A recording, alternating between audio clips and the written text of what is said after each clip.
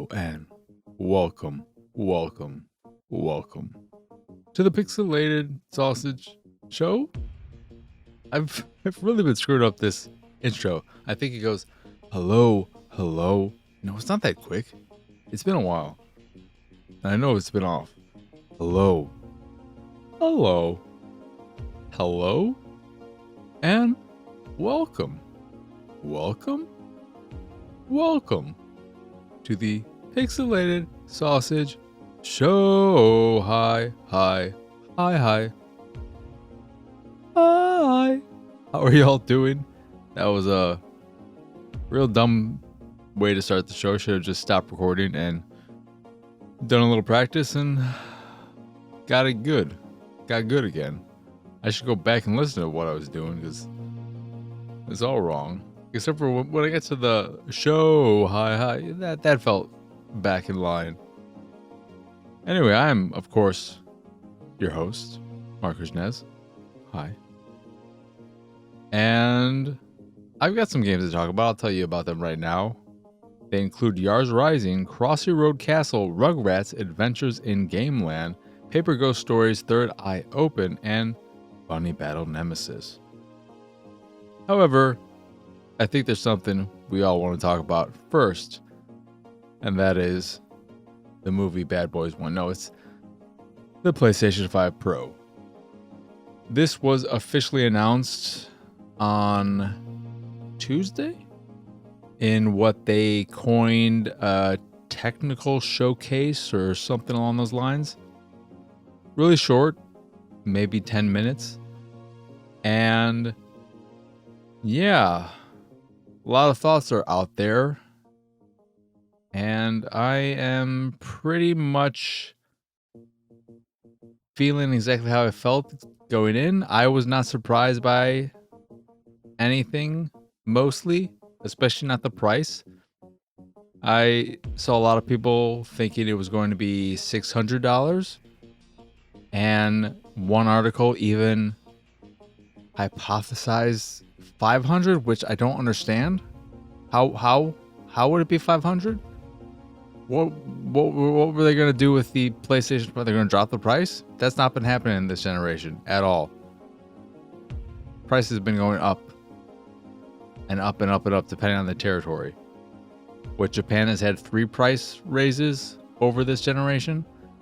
So that was nuts. But 700 always seemed like the low end, and that is kind of the low end because while I wasn't surprised to see 700, I was surprised to see 700 with no disk drive. It functions like the Slim, where you can attach a disk drive, the same one for the Slim, if you want, but it is not included in that $700 price tag, and there was no mention of a PlayStation 5 Pro with the disk drive at a slightly discounted price at $750, for instance. It's just $700, no disk drive, no vertical stand. Have fun. I don't know what the disk drive costs, $70, $75. I'll say $70 because the vertical stand costs $30. So if you wanted the vertical stand and the disk drive, now it's $800. It does include a 2 terabyte hard drive, but that's a lot of money. I get it. I get why people are upset. However, I'm in the camp who doesn't think it's too much for what you're getting. And I'm just talking about a value proposition. If you compare it to putting together a comparable PC, for instance, if you compare it to the cost of a PlayStation 5 and what you're getting upgraded here, I can't speak to that, but I don't feel like it's asking too much. However, just from a price standpoint, it is asking a lot. It is asking too much for a Pro console. If this was a PlayStation 6 and a PlayStation 6 level upgrade, I think that would be okay. And I think it's to be expected, especially now looking at this Pro price. I think this is where the industry is going, kind of. Maybe. It's really hard to tell. But the funniest thing for me with the whole presentation was the way they started it by telling you about how great the PlayStation 5 is. You know, before we talk to you about the PlayStation 5 Pro, which is why we're here, let me just remind you of how great the PlayStation 5 is. It can do all these things. The hard drive is so fast. It can do so many great things. But you know what? A lot of people have been talking about how they would like to get more from it. They want more out of it. They want to get a few extra frames and get some cleaner, higher resolutions, some better detail. So that's what we did with it. That's why we made this thing. And then they show comparisons that I can see the difference, sure, but can I see the difference enough to warrant, in my case, spending an additional $700 to upgrade my PlayStation 5 digital? No, I don't. Do I see enough of a difference for most people to do that? No. Is there a reason to buy it over the PlayStation 5 if you are still a PlayStation 4 owner who has waited to upgrade for whatever reason because you didn't see a reason, and now more games are out, but not really that many exclusives, especially on the first party side? I don't think so either, because especially with its release coming in November, I think the date was November 6th.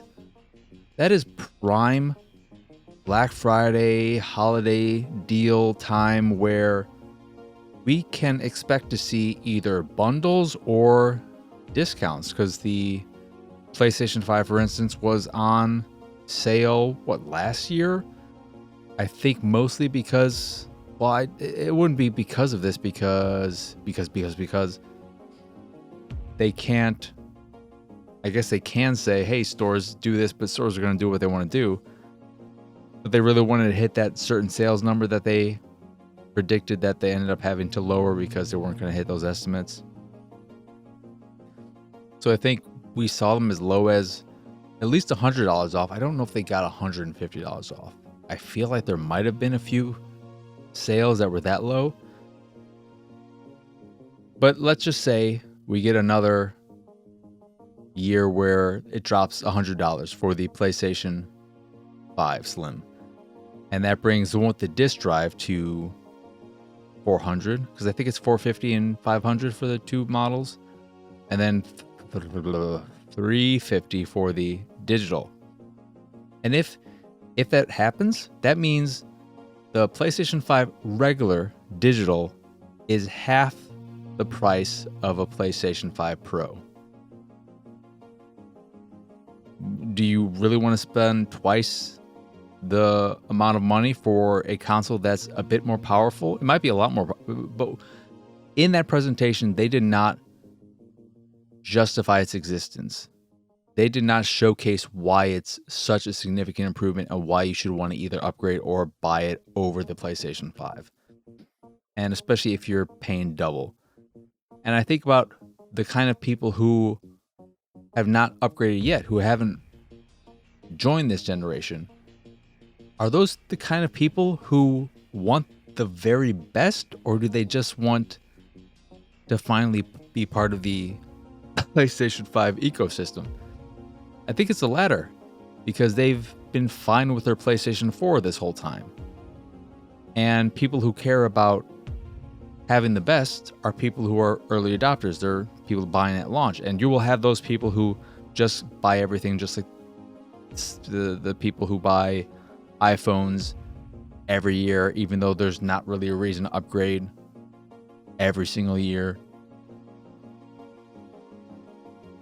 So I don't understand its existence.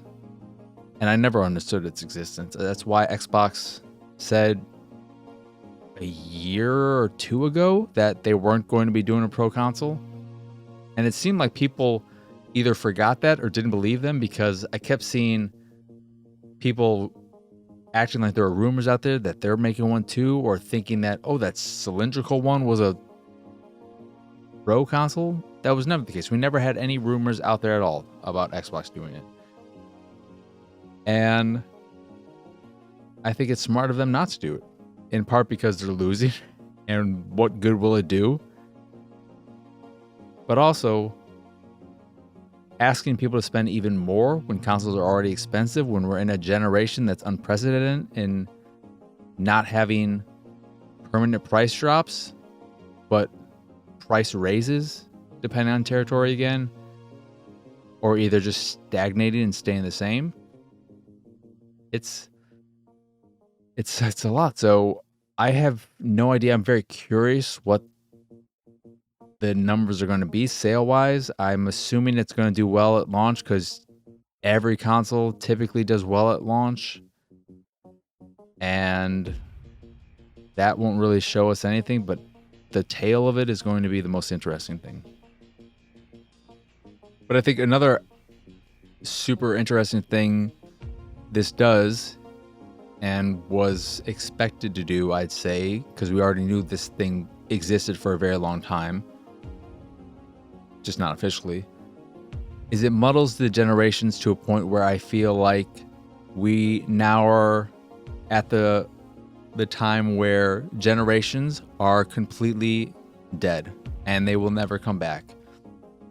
Because next year, 2025, we're getting the Switch 2. Then 2026, I firmly believe we are getting whatever they decide to call it, the next generation, but what is a generation anymore? Xboxes. And I believe the way Xbox is going to do it, Microsoft is going to do it, is a 3-tier system of low end to high end. On the low end, I think they're going to be pushing, and by that time, maybe their cloud gaming service will be better and more up to par with what else is out there. And hopefully by that time, they'll figure out the whole promise of being able to stream any game in your library. So it's not just these games are streamable, but every game on Xbox, on the Xbox store, is streamable. If you own it, you can stream it. I think that's very important for this potential strategy. But I think their low end will be, okay, you can stream games on your Amazon device, on your Roku device, your Samsung TV, etc. Probably never Apple. I don't know if they'll ever come to an agreement. But on a whole bunch of devices, you can stream it. All you need is a controller, and then you can buy games or you can sign up for Game Pass. Then in that mid tier, we'll have the Xbox Portable, the Steam Deck equivalent, which I think they will probably try and shoot for $400 on its own and $500 with a dock. Maybe that's unrealistic. It's not going to be OLED, I don't think, unless OLED technology gets a bit cheaper by then. We'll see, because that's just a thing that I am not well versed in hardware and technology anyway, so I'm speaking just out of pure fucking bullshit, unknowingness, me, whatever. And then on the high end, I think they're going to do a premium home console in the form of a super powerful machine that is $700 on the low end, but I could easily see it hitting $800. Above $800, I think is really a real difficult sell. $800, I'm sure people are hearing and already say that's fucking insane. There is no way in hell. I think that is doable, especially if you have that handheld that can be docked and you have the cloud gaming for the people who want that. And then I think the Xbox store turns into more of a PC type of thing or Steam thing where you don't have the whole argument of, you can push the argument that every game is compatible on every device if cloud gaming is where it should be and every game in your library is playable. Because then you can just say, okay, you can play everything on the handheld, just in certain cases, if a game can't play natively, then you have to do it via the cloud. and cloud gaming on your Amazon device. It's all cloud. So that's where they can keep pushing the unity and compatibility and having everything available on everything. Because the Series S, Series X thing, I think has been overblown, but at the same time, it is a tricky situation. I look at it more as, is the Series S really so much less powerful than your average PC, the typical PC, the low-end PC, the minimum requirement PC for Steam games, and most games that are available on console are on PC, so isn't that an option? Is there more to it than that? I'm sure there is, or it wouldn't be, it'd be whatever. That's just the reason why I always look at the issue of the two different powered consoles and think, is the Series S that much worse? And I guess maybe not that much worse, but either there's just not enough RAM, or there's something missing that is holding it back, whether it's a big or a small thing or multiple things. I love to hear people who know their shit explain that to me in a nice way, not in a rude, mean way, because I'm not speaking on this in any way as if I'm an informed person. I'm a curious person. But yeah, so I think Switch 2, 2025, new Xbox. I also think 2026 is the perfect time to do that and have a big blowout the year of Xbox, because it's the 25th anniversary of Xbox. And then at the very earliest, I think we see PS6 in 2027. However, with the PlayStation 5 Pro being out, I could see it not coming out till 2028. And then it just becomes this, what even is a generation? You have Nintendo doing its own thing. Nintendo's just going to Nintendo.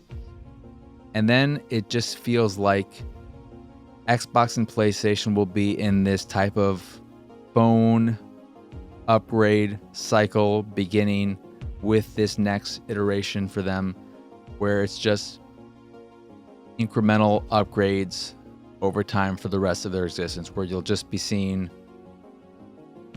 here's PlayStation 2028 edition, here's PlayStation 2030 edition, and just do it that, and you don't even use numbers anymore, because who cares? It's all fascinating. It's very, very fascinating. I am very interested and curious to see how all this plays out. Can't say I'm excited, because it could all turn out bad, but we're in unprecedented times, and it's just getting more and more. What? And of course, we have all the layoffs this year. More layoffs from Xbox. I think it was 650. It's just fucking... The industry right now feels like it's a raft with nothing in it, going down the most racing known of rapids in the world that is just fucking flipping all over the place. And you're like, I don't know how I don't know how anything is going to turn out when it gets to the fucking calm waters, but hopefully it is still intact, at least by then. Yeah. So that's what I have to think about all that. I may have forgotten some things because it just rambled on like I do. Bad Boys 1, made it about halfway through. I really want to like that movie because I think the chemistry between Will Smith and Martin Lawrence is so good. It is easily the best thing Martin Lawrence has ever done movie-wise. I can't speak to his show, Martin. I know there's a lot of love for that. I'm curious about it. I kind of want to check it out, but I haven't. The chemistry is so good. But I find so many things frustrating about the movie from a story standpoint. First and foremost, well, one, I don't really like Taylor Leone. That's just on me. I don't like her character in it either. But it is a movie that exists, and a story that exists, and a bunch of drama and nonsense that exists because people just can't fucking Tell each other the truth. Why do people keep going around in circles? It's infuriating. Why is Martin Lawrence's character lying to his wife all the time? Just tell her that this is what happened. We had this murder and this big case. All this stuff was stolen. The only witness to it all, she was only willing to see Mike, and he wasn't around. So I had to fill in for him and act like I was Mike. So I took her to his place. There she is now. We'll fix this all tomorrow. It's okay. But he's no, I fucking blah, blah, blah, blah, blah. And then when Mike finds out and Joe Pantalone, whatever his name is saying, we got to keep this the way it is. So you're Mike now, and then you're Mike too, just not around her. It's why? What? Well, just tell her. She was already skeptical that Martin Lawrence. Why can't I remember his name? That he was Mike because he doesn't look anything like how Max described. I can remember the fucking call girl's name that is into Mike Lowry, but I can't remember Martin Lawrence's character's name. That's bad on me. But she was already skeptical because he didn't match the description she got. But do you know what would happen if they both went there? She would look at Will Smith and say, oh, that dude looks exactly like what she described. And also now I understand why there are just pictures of that guy all over this place. I get it. Oh, I don't like that you did this to me. Why'd you do this? Oh, it's because he was away. Oh, he was looking after he was investigating this whole thing and got hit on the head. Okay, I get it. I get it. All right. Not everything's solved, but it's just they drag that fucking switch identity storyline so long. I didn't watch through it in its entirety this time, but I remember the last time I started watching it, they just drag it out so long. Why? It is a great initial predicament to put them in. It's a great thing. It's a great situation to have them in. But the following day, fix it. Don't make a third of the movie that. It's fucking annoying. And then it doesn't have the best action.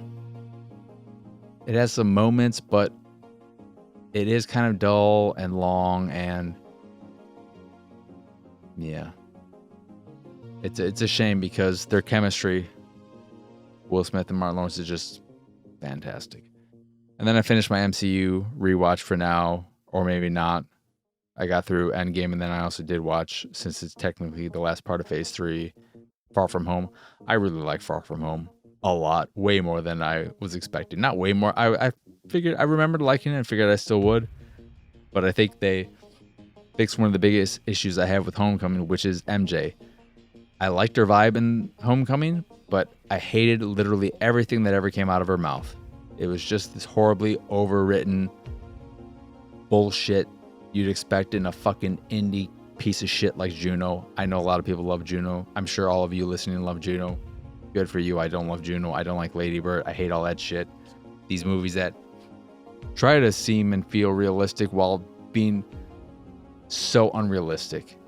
And even if there are small examples of this happening, like Lady Bird, the two main girls chatting while eating the, what is it, Eucharist? Is that what you call it? The communion? I went to Catholic school. I had communion a lot. Went to church. I've been confirmed. I'm not religious anymore. Don't worry. I don't know it. Like I have nothing against any specific religion. But certain people and how they decide to practice it, yeah, sure. But that stuff tastes like fucking shit. Even if you were to put a piece of cheese on it, it would still just eat the cheese.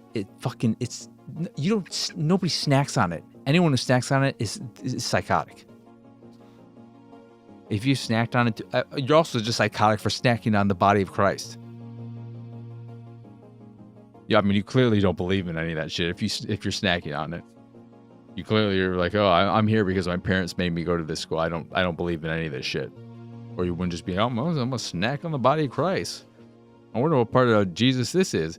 You think I'm eating his shin right now? Oh, I don't know. I hope I'm eating his ass because I've bet all that walking he had a fine ass. Okay, well, you get off however you get off. But they fixed her. I think MJ in Far From Home is great. I really like that movie. But I decided to watch the first Raimi Spider-Man because I was going to watch it in between Phase 4 and 5 movies so that I could watch all of those and the Garfield ones up to No Way Home. That's what it is, yeah. And yeah, so I don't know what I'm gonna do. I might watch Black Widow tomorrow. But really liked the first Spider-Man. I still like it. It's a solid start. There are things with it. Mary Jane just... People have a lot of shit, or give her a lot of shit. She's not a bad character or a poorly written character. She just... With what she's gone through and clearly the way she is in her relationships and it not being helped by being rejected by Peter Parker at the end, the movie does her a disservice by not giving her therapy. She needs a good therapist and she needs help because she's from a household of abuse. And then she's been in these toxic relationships. And she finally is seeing that the one person who has always been there for her and that she feels strongly for, realizing when her life was on the line, it wasn't these other people who she kind of felt like she should be with. It's Peter. And then she needs, just give her some help, man. But people just want to shit all over her. But the real issue, I think, and this isn't something new, but while I think Tobey Maguire is a really good Peter Parker, his persona as Peter Parker makes it so that even the quips, when they're not poorly written, they're fine quips, they just don't sound believable coming out of him because they seem so out of character. Why it feels like he's acting like a completely different person, whereas Garfield, 100% believe him and his Spider-Man persona in addition to his Peter Parker persona, and the same with Holland. But with Tobey Maguire, I don't buy his Spider-Man persona at all. And even his persona when he lets the gunman go early on, who ends up killing his uncle, that exchange doesn't feel in line. I don't believe he comes across as somebody who, even when getting shit on, would still do the right thing and not let this guy go and then have him come back. I forgot the part where it's my problem. That's fun writing. It's a fun scene. It's a scene where we go, yeah, fuck you too. It's a wish fulfillment type of scene, but I don't think I buy it now. But still a solid movie. Excited to watch 2. Soonish, probably. But that's enough about that. This is the most I've ever spent not getting to the games. So let's just get to it. Yars Rising is an upgrade to Yars. Was there ever just a Yars, or was it Yars Revenge? I have no experience with Yars. Well, I probably have played a little bit of it. I just don't have a strong connection to it and therefore don't really have any memory of it. But this is a significant update to it to modernize it, in that the game has 2 parts of it, and it's overall structured like a Metroidvania game where you're going around this facility, this science place that you work at, hacking it, and you're doing all that exploring, getting upgrades that allow you to reach more places. And then when you are hacking, that is the part that I'm assuming is the Yars equivalent, where you're moving this bug, your Yars, I guess, around this computer screen, and there's something that you want to destroy, a thing that you want to destroy. And the way you do it is, in some cases, you have bullets where you are destroying things in a centipede type of way, or there's a cannon that will fire at you, and then you move out of the way so that it goes past you and keeps going in the place you aligned it, so that it'll hit the target you want it to hit. All of that is really boring. I guess I just don't like Yars Revenge, whatever, because I find all of that stuff really not fun. But that said, I think it's a really clever way to implement Yars in a modern game style structure where you put the classic game into a hacking system. I think that's a cool way to implement the classic version of the game, is to put it into a hacking minigame. That's cool, even if I don't like that game. But the bigger problem is that the Metroidvania side of things is really, really dull. One problem I have is that there is a degree of stealth to it. It's not fun stealth. It's not super challenging stealth. It's just time-consuming stealth. It's just, okay, here's a section where I can't attack these enemies, so I'm going to have to wait for them to turn around. Okay, I'm going to go here. Then I'm going to hide in this vent and wait for them to walk by. Then I'm going to drop down. Then I'm going to hide in this open door that they're just not going to pass by and see me in the periph, because whatever, I'm not directly in shadow, who cares? And doing that here and there, which isn't fun, and then doing just a lot of crawling through environments to get to hacking stations to open up new areas or get new abilities. You, with your first ability, get this firing thing where you fire like some digital stuff and you could destroy robots, which is fine, but not super exciting. And then your second one allows you to open up doors that are blocked off by force fields. It has a decent doling out of new abilities and opening up the environment. It just is very dull and not super creative in the design of the area. And so navigating, going through it is pretty boring. The platforming is all basic, so you may eventually get some kind of cool maneuvering mechanics, but at least right now, just a basic jump, crawl, and slow walk when I have to be stealthy, and that's it. So I'm not really enticed by anything I've experienced so far to keep playing. I may see what else is there, hoping that something pops out, but I'm not super interested at this point. And it's also so far been pretty easy. It has the save rooms and all this. It's a very traditional Metroidvania style game. But that's Yars Rising.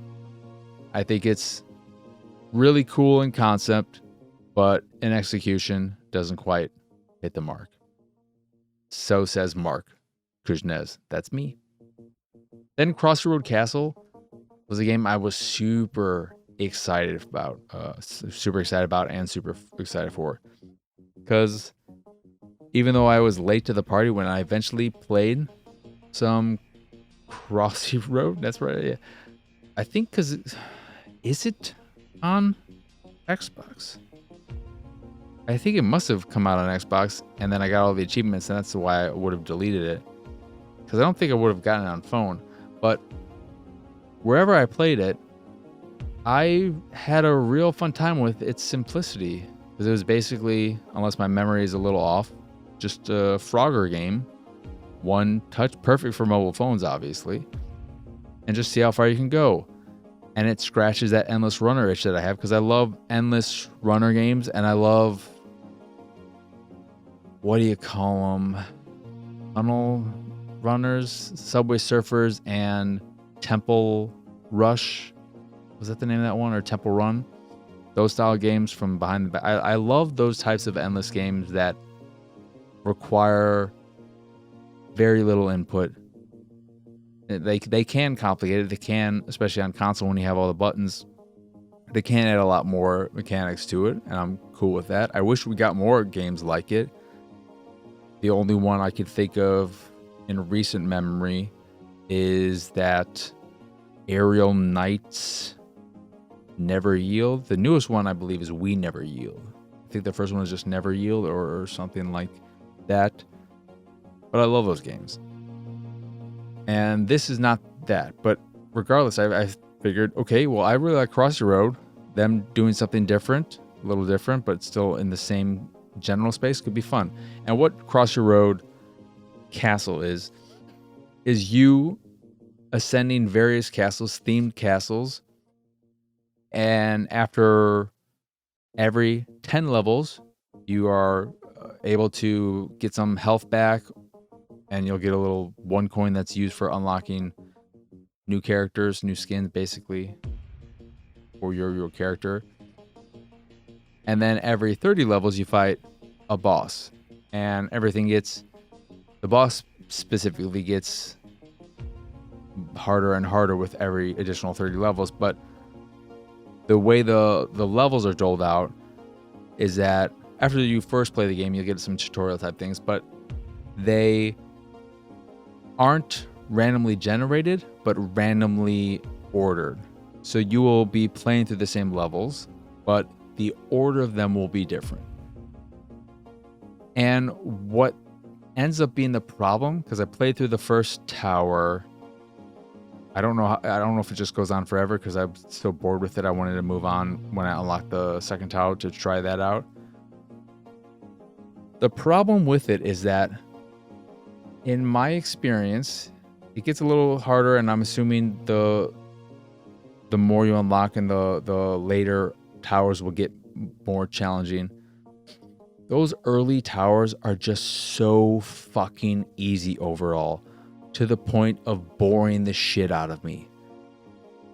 I would say, if I'm being generous, 10% of the levels were challenging in some way, and half of those were legitimately challenging, and maybe 1 or 2 were ones where I looked at them and said, oh, this was that really made me think, or made me be dexterous or something.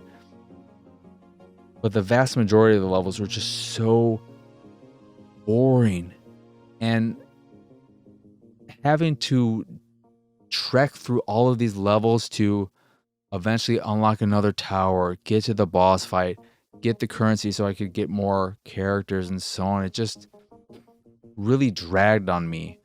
And then there's this challenge thing, and the first challenge was this thing where it was made of 20 or 30 levels of just going through some levels, and then other ones I had to jump around a ghost to send them to a doorway to open it. But there was no challenge. The ghost couldn't hurt me, so that was boring. And when I played it, I was at the top of the leaderboard by a significant margin, and I could have done it way faster. I don't know how the other people were so slow, but there were only 5 people who completed the challenge, I think, at that time. And it bums me out so much because it looks great. Control-wise, it feels fine. It does its job as a platform. It's a side-scrolling platformer. But the early game is so fucking slow and boring. This is a problem in a lot of games like this, where they are all building up to something, where with like the tower, it would have been so much better if when you hit the first boss, that was like a checkpoint. And when you hit it the second time, because you're fighting the same boss multiple times in these towers, they just get more challenging. Their patterns are more, not unpredictable, but they're more complicated and aren't as easy to avoid, because one hit and you die and you have to restart a level. You get 3 hearts during a run that you can refill every 10 levels again. For currency, you have to buy the hearts. But if you could, maybe I couldn't find a way to say, start me at level 31. Now that I've already gotten to level 30, beaten the boss, start me at level 61 because I've already done that. Start me at level 9, like, because the levels do, I think they save depending on the tier of your run you're in. They'll give you they'll save certain challenging levels to those, but then the easy ones they'll just throw in anywhere. But I wish I could just start at the more challenging things so I feel more engaged instead of unengaged, because it's so fucking boring. And you could say, well, Crossy Road itself was boring, where you're just pressing the thing and you're just moving forward, because in that game you couldn't even move left or right or anything. It was just, okay, you're just moving forward. Yeah, but the simplicity of the input made it so that worked for it. It was in its benefit. But now that I'm using the analog stick, and you could be kind of half engaged with Crossy Road, and this one you have to be full engaged because you are moving your character, you're jumping, you're doing all of it, and it's just so boring. So that's a shame. But that is, again, Crossy Road Castle. Rugrats Adventure in Gameland. I forgot to look into this to see if this was some kind of old game being remade or not, because it feels very classic in its style and structure. You have your little intro, and then you have your pick of various areas. I went into the attic first. You have your 4 babies you can play as. It's a side-scrolling platformer. So you have, I don't even know the name of these characters. It's been so while. I just remember the one dude with the wacky hair is Chucky, and then the other ones are like Lil and Dill. And then are you Stewie? Stewie is Family Guy. That's not right. But you can switch between them anytime in level, and there's a reason to do that because they have various pros and cons. Chucky can jump pretty high, and he has a bit of that Luigi run in air type of movement to him. But while it gets the look, it looks pretty all right, and it has story to it, which is delivered with some kind of cinematic type things, and then these dual screen pictures of characters talking, no voice work that I saw or heard that more apt, which makes it kind of why you couldn't do a little more here. What really surprised me is how unforgiving the game itself can be. And it's not that I think it's too hard for people like me, and by that I mean adults, or even teenagers. I don't know if Rugrats is still a thing and kids like it, but I think if kids like it and you look at this game and you think, I'm going to get this for my 7-year-old, I think they're going to have a fucking terrible time with this game, because it can be so brutal with the way you are trying to get up to an area and then you're hit by a projectile from an enemy and it knocks you back, or you're doing this, you're jumping across ropes and you get hit by this and it knocks you back and knocks you off and you have to redo it, but the enemies respawn in those locations. It feels very Castlevania in that way, where you could be doing something and then something hits you and you get knocked back and you knock off and you fall down this way, you fall that. I only ended up playing a little because I found it frustrating myself. And a large part of that frustration came from not expecting the game to be like this. I wanted a game that was more akin to something like a Kirby game, that was family friendly, casual, something that allowed me to appreciate and remember and love the IP and have just a nice, pleasant time. And what I got was something that was more akin to Teenage Mutant Ninja Turtles on NES, where, yeah, I'm like, okay, I like this IP, but fucking, I'm not liking this game, and that's my initial impression, and it pushed me away so fast. So proceed with caution with Rugrats Adventures at Gameland. Paper Ghost Stories Third Eye Open, not to be confused with Paper Ghost Stories Third Eye Blind, which doesn't exist. I didn't know where to go with that joke. I should have said something other than Paper Ghost Stories. So sue me. But Paper Ghost Stories Third Eye Open. That's not a Third Eye Blind song. With eyes wide open, because that would have been a thing to do. Not to be confused with. Shut up. Okay. With Paper Ghost Stories. So I played it for a little over an hour, and in that hour, gameplay wise, did a lot of walking. I picked up 2 objects in my room to clean them up and put them in my chest, and then I delivered some flyers to 3 houses, I believe it was. Maybe it was an hour and a half, and the rest of that time was spent going to characters and talking to them.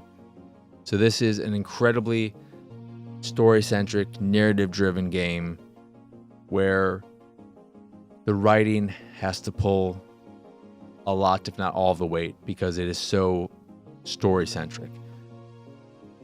And it didn't for me. When your game is so reliant on the quality of your story, it either needs to have beautiful prose or an interesting story with interesting characters that engage me. And in both of those cases, it just wasn't it wasn't there in Paper Ghost Stories.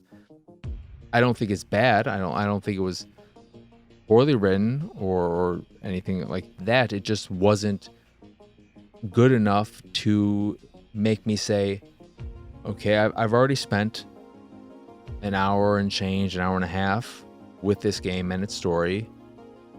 Do I want to spend more time with these characters? No.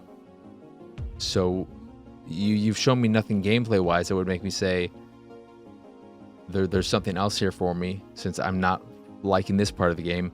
If I'm not liking this part of the game, that means it's not going to be for me, because that is the game. And it's a shame, because I feel like the first game, which I think was 7 AM, had more gameplay in it, and had you at least interacting with elements more frequently. Could be wrong. And not that I love that game, but I remember it being something that was kind of like, oh, I see the potential here. Curious to see what they do next. And it's also a shame, because I love the look of it. It has a very cool paper cutout / pop-up book aesthetic, and it looks really, really nice. And navigating the space, moving around it, feels good. And it looks really good. It's a shame that, for me at least, the story didn't grab me. And it's a tricky situation in terms of recommending or not recommending something like this, because given the fact that it's all about the story, it's going to vary from person to person. And I can't say whether or not the story will grab you. All I can say is it didn't grab me, and let you know that if you look at the game and you think, I really like the art of this game, what am I doing in it? Am I doing a lot of point-and-click adventure type stuff where I have to figure things out and there are a lot of puzzles? No. At least early on, you're doing none of that. It's just going to characters, talking. And there was only one case where it asked me to pick between 3 choices, and just once. Otherwise, it's just talk. So if that already turns you off, then, but it's all up to you. That is, though, again, Paper Ghost Stories Third Eye Open. Then the last one is Bunny Battle Nemesis, which is a side-scrolling beat-em-up with slight 3D, playing like 2.5 days, so you can move in the plane. It's not fully side-scrolling, but it seems to be a smaller area that you can move around than your typical brawler beat-em-up. It has a decent art style. and there's something about the look I like to it, and I think mechanically it could be good. The problem with it is that it runs like shit. There is some massive, not stuttering, it just feels like it's running at 20 frames per second or something, or 27. It feels off. It's sluggish, it's jerky, it feels terrible to play. The closest example I could think of, it's been a while, so I can't remember how it compares exactly to it at launch, but I remember this being an issue with the River City Girls 2 game. And when it just feels off and wrong, there's nothing. I played through the first level, beat it, had a terrible time. It was pretty easy too, but it felt so bad. There was not a single moment where I felt good playing it, where I felt like I was having a satisfying fun. It was just miserable because it just felt so off and wrong and not good. So that's all I can really say about the game now. Hopefully it gets updated. I'll keep my eyes on it for any news about that, because I think there might be some potential there. The UI and the menus are also, they look very PC. They don't look that. I'm curious about the game, but in its current state, it's just unplayable for me. That is, again, though, Bunny Battle Nemesis. And that will do it for this here kind of unconventional show. Took us a while to get here, but we're here. We're done. You probably, you heard me say we're here. You're probably expecting me to say something else, even though it's true for me. I didn't go there. But where we're going now is just the end of the show. All right, let's just get this over with. Once again, I am Marcus Nez.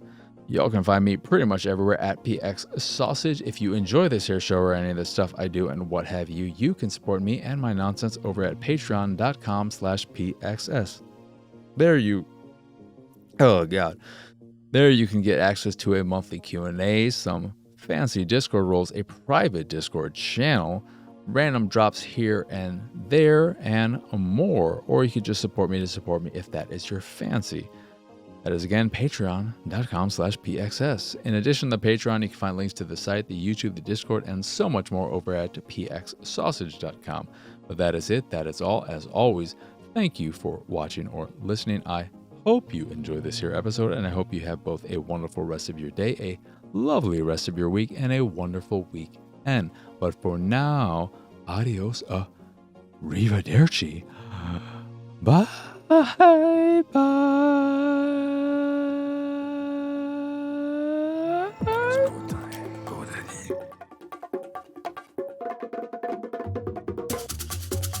It's go time, go daddy.